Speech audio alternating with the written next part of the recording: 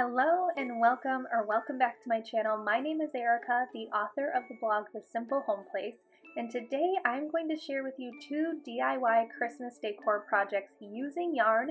We're first going to make a woven wreath and then this really pretty yarn garland. So stay tuned to learn how to do both of these projects.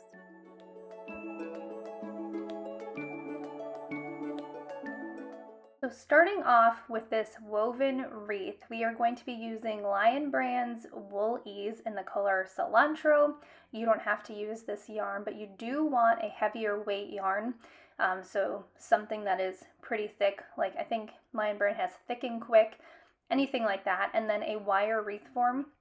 This project can be time consuming, so I'm just using an 8-inch wire form.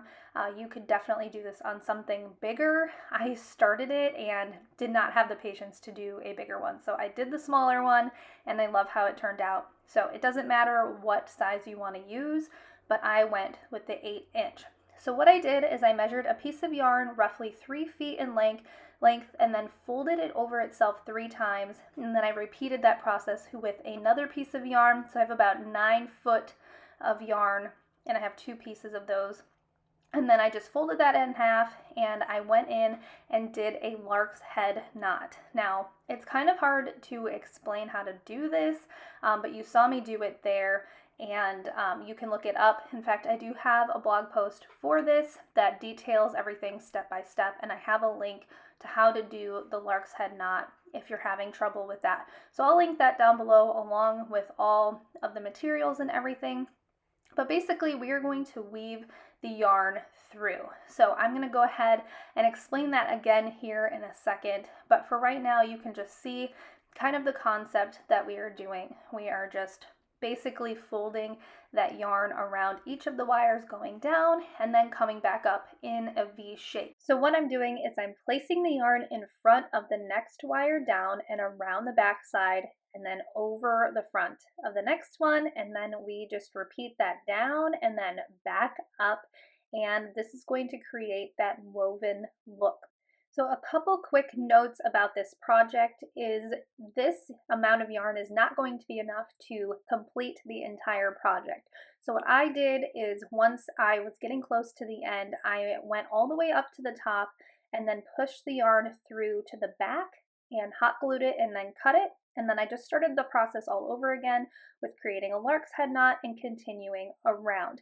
Now another note is that if you are using a lighter colored yarn, you may want to spray paint your wreath form so that you don't see it sticking through. Because I'm using a green yarn and a green wreath form, it doesn't matter. You will have a few pieces of the wire showing through, so that is just something to note. If you want to go ahead and spray paint it, that's what I would recommend if you're using a lighter colored yarn. To finish this wreath off, I'm just taking some Christmassy ribbon and tying it around the top, and that is it. So I went really quick to show you how to do this. It is slightly complicated, but it is easier the more you do it. And again, check out that blog post. It goes step by step and it will explain it a little bit further if you need those written instructions. Now onto the yarn garland, and this project is super simple and it doesn't have to be precise, which is why I really love it.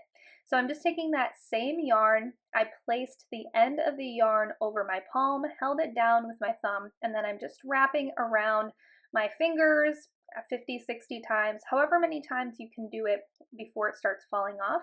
And then I'm going to go ahead and cut the end of that yarn, and we're going to cut it in half going over where my index finger is.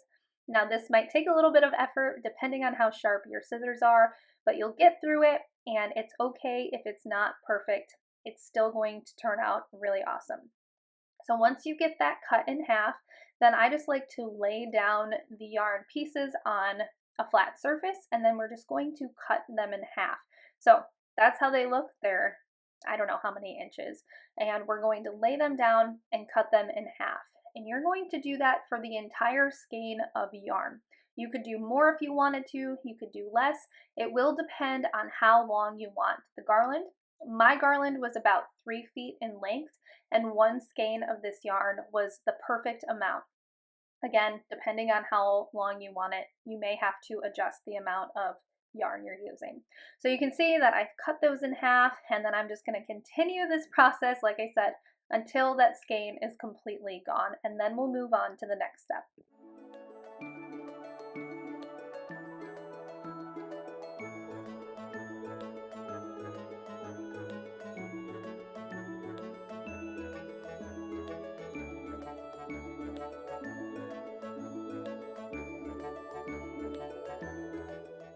So once we've cut the entire skein of yarn, we're going to go ahead and take 2 pieces of that yarn and tie them together to create an X shape.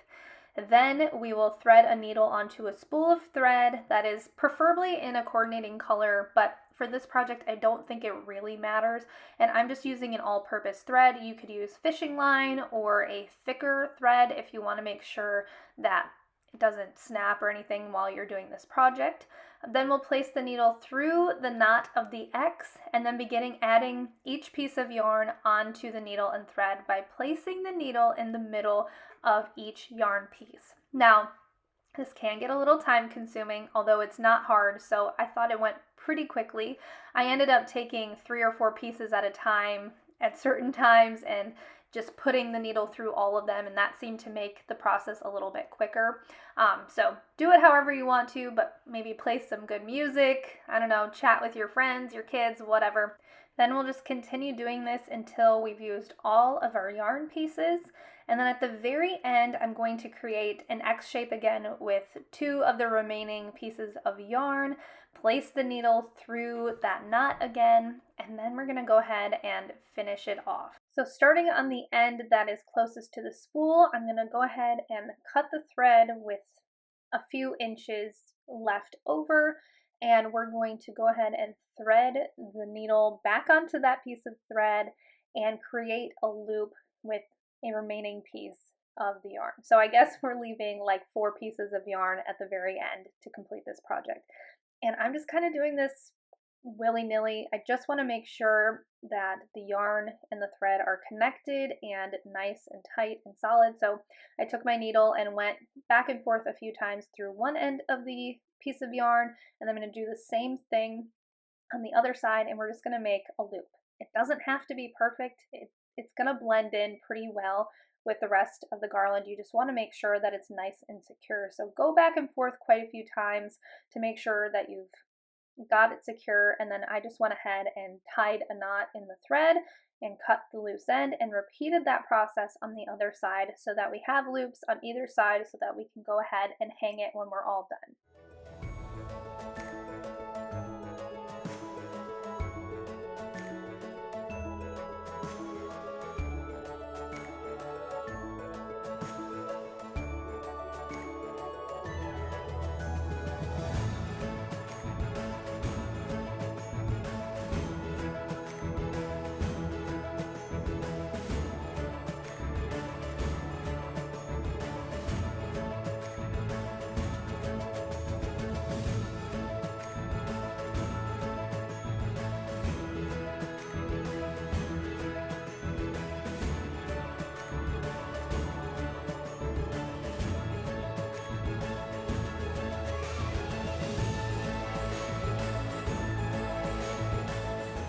Now to finish off this garland, I'm just placing some faux berries along the entire length of the garland. I had these left over from my ornament project.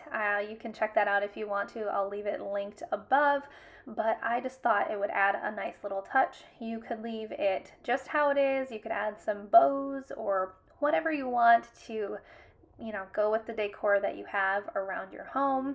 But I am just so excited with how this turned out. I got compliments on this. My parents were down for Thanksgiving and they're like, I didn't even know that was yarn. If you wouldn't have told me, I would have never known. And I've gotten other compliments on it too. So again, with this project, I do have a blog post, so I'll link that down below if you want all of the details. But thank you so much for being here. I really appreciate it. I hope that these projects inspire you to do something really fun and creative to decorate your home this holiday season.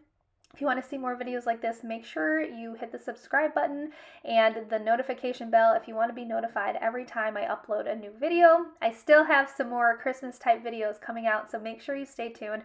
But thank you so much for being here, and I hope you have a great rest of your day.